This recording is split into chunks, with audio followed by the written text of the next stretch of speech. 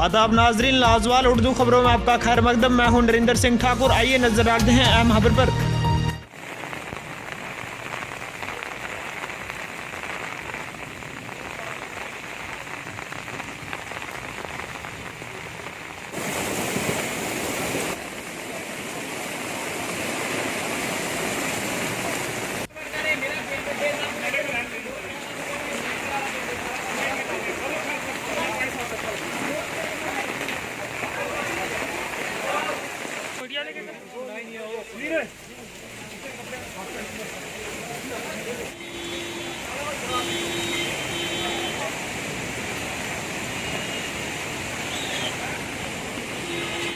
कहेंगे यहाँ पर है नहीं है, देखता नहीं है, सुनता नहीं है। ये पानी 4-4 फुट दुकानों के अंदर चला गया, करोड़ों रुपये का सामान नुकसान हुआ, कोई देखता नहीं है। गवर्नमेंट की तवज्जो, कोई भी जिला इंतजामिया, SDM या तहसीलदार कोई आपसे मिलने आया अभी तक?